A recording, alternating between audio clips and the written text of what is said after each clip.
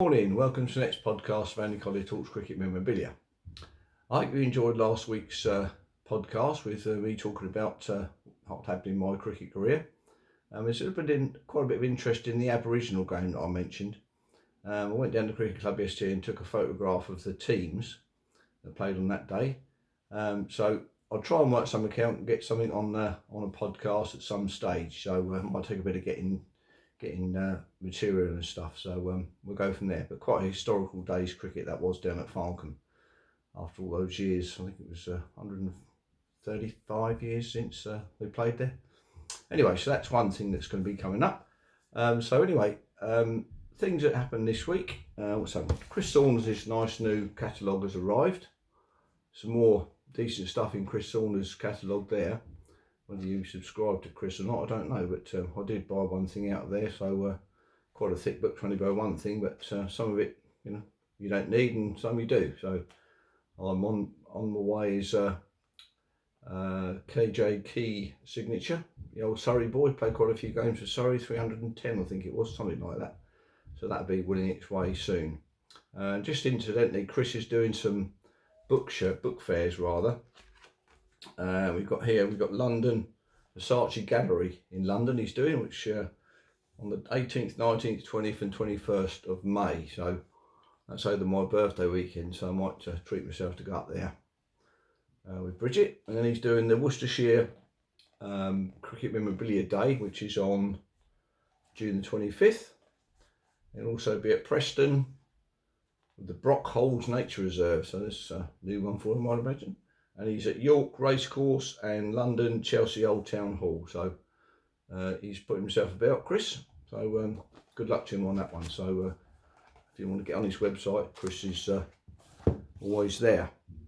So the other thing that turned up was just had to get one of these that signed up in the week, David Frith, which was the international cricketers endorsed by the England and Wales Cricket Board. I'm not sure what year that would be. It would probably be 80s, I should think, something like that.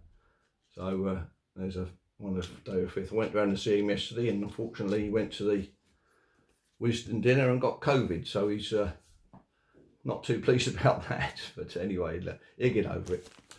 So the other thing that turned up this week was this lovely set of badges. Let me just get them out of the bag. Obviously not the originals, because these are quite nice. So the Bradman Museum produced, this is the 1930 Australian team to England. So that's quite a nice set of badges there. The original ones are quite expensive, some on eBay at the moment, but now I've got my copy set.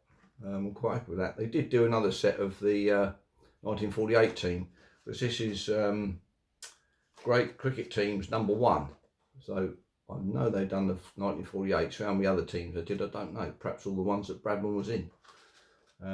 So that's quite a nice, it's got the bowling averages and the batting averages on there. Quite pleased with that little thing. There's the Bradman card that came with it. Thanks to Andy for these. Andy Wignell. And on there, we've got on there, Cricket Museum commemorating Sir Donald Bradman, set up the Bradman Trust, dedicating to presenting the extensive collection of rare artefacts, holding exhibition and village green cricket at Bradman Oval. So quite a nice little card there from the Bradman Oval. So I managed to get I finally finished my Tom Hayward here. Took this down about 3 or 4 weeks ago. And I've got a lovely signature there, yours sincerely Tom Hayward there, which was purchased at Tim Knight's sale. It's a lovely photograph, that, I have to say. It's absolutely perfect viewing there. So nice card. Just got to find out where the Christian church is where it was taken. I don't think it's anywhere near around the Oval Way, but might be near Brighton perhaps. It's very nicely done there too. A nice frame there with a sort of bluey grey outline and a gold edge, which he had. I've had a couple of those done like that, so quite pleased. And I've just put these little pimples on the back there, which stops it scrubbing on the wall, little felt pimples. So that's been put up already. Now that print is a one-off by Boundary Books.